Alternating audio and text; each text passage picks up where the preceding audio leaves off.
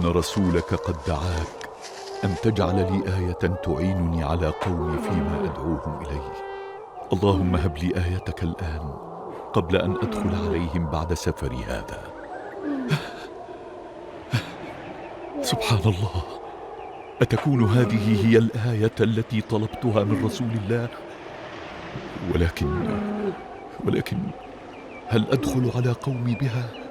أخشى أن يروها مرضا أو عقابا لأني أتيتهم بدين جديد. اللهم لا تجعلها في وجهي، اللهم لا تجعلها في وجهي. الحمد لله رب العالمين، الحمد لله رب العالمين. أيها الناس، ماذا تظنون بي؟ خيرا يا طفيل، فأنت شاعرنا وزعيمنا وكبيرنا. أنت صاحب الحكمة والرأي والمشورة، ما وعدت إلا وفيت، وما قضيت إلا عدل. فإني والله قد التقيت في مكة بمحمد بن عبد الله الهاشمي، وأشهد أن لا إله إلا الله وأن محمدا رسول الله. أجئت تخبرنا بأنك قد خرجت عن ديننا؟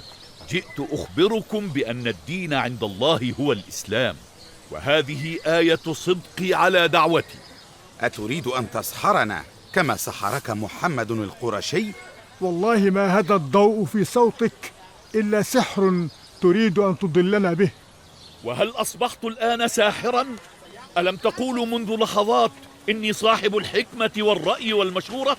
انتظروا يا قوم، انتظروا، فإني ما أريد لكم إلا الخير، وما أهديكم إلا سبيل الرشاد. على رسلك يا عم، فلقد جئتهم بدين جديد ولن يقبلوه بين عشية وضحاها.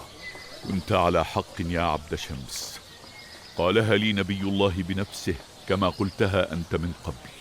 لا بد لهذا الكون من إله واحد، إله أرسل رسوله بدين الحق نورا ورحمة للعالمين.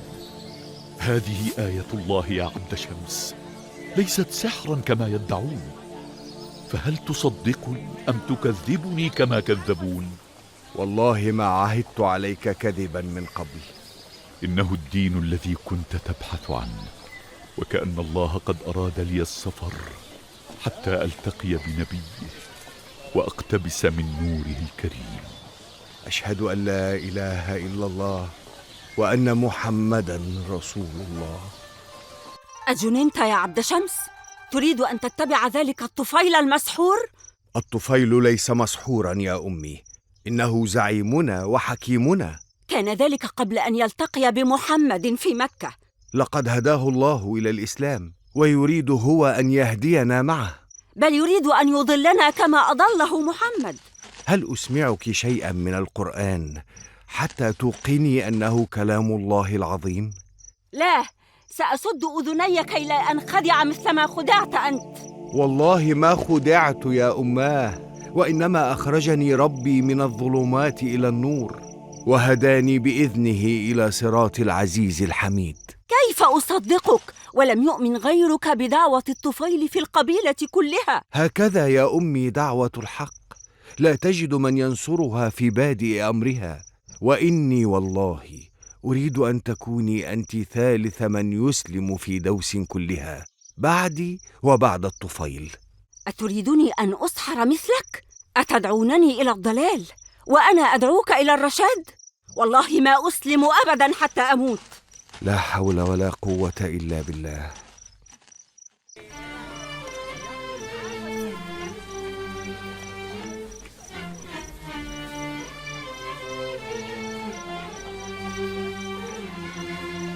السلام عليكم يا رسول الله.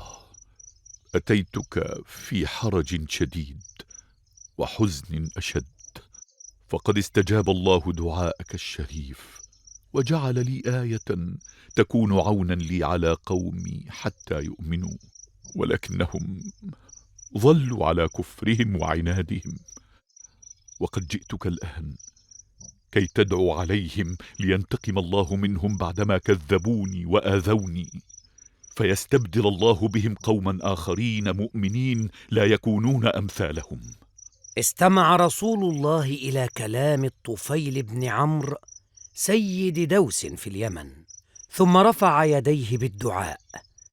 ففهم الطفيل والصحابة أن الرسول صلى الله عليه وسلم سوف يدعو على قوم دوس بالعذاب والهلاك، فقال صلى الله عليه وسلم: اللهم اهد دوسا، اللهم اهد دوسا. اللهم آمين. والحمد لله رب العالمين. يا نبي الله، طلبت منك أن تدعو على قومي، فإذا بك تدعو لهم. قال صلى الله عليه وسلم: ارجع إلى قومك يا سيد دوس، وادعهم وارفق بهم واصبر عليهم، عسى الله أن يستجيب دعاءنا فيؤمن من قومك أكثر مما كفر. لا حول ولا قوة إلا بالله. سمعا وطاعة يا رسول الله. عاد الطفيل بن عمرو إلى اليمن آملا في أن تسلم قبيلته دوس بعد أن دعا لها رسول الله صلى الله عليه وسلم بالهداية، رغم كل ما لاقاه منهم في المرحلة الأولى من الدعوة. وقد حكى الطفيل لأبي هريرة ما حدث في مكة، فقرر أبو هريرة أن يشاركه في دعوة قومه إلى الإسلام. يقرآن عليهم آيات من القرآن أو يتحدثان إليهم بأحاديث الرسول عليه الصلاة والسلام. كانا يدعوان الناس فرادا أو جماعات، وظلا على ذلك الحال سنوات وسنوات، حتى زاد عدد المسلمين فوصل إلى حوالي 80 بيتا في قبيلة دوس مع السنة 7 لهجرة الرسول عليه الصلاة والسلام. السلام عليكم ورحمة الله. السلام عليكم ورحمة الله. بلغني أنك ستسافر إلى يثرب مع الطفيل بن عمرو. نعم يا أماه، عرفنا أنه لن يؤمن من قومنا إلا من قد آمن بفضل الله، فرأينا أن نأخذهم جميعا ونرحل بهم إلى المدينة المنورة لنكون بجوار رسول الله. تتحدث كأنك ستهاجر إلى يثرب ولا تعود إلى بلدك. ستكون المدينة المنورة هي بلدي يا أماه، ففيها رسول الله، وقد أصبحت عاصمة الإسلام. هذا ما كنت أخشاه، فرق محمد بيني وبينك. لا والله يا أمي، لقد أوصانا ببر الوالدين، وأمرنا الله أن نصاحبهما في الدنيا معروفا حتى لو كانا كافرين. تصاحبني بالمعروف أم تتركني هنا أعيش وحيدة بقية عمري؟ ولم الوحدة يا أماه؟ تعالي معي إلى مدينة رسول الله.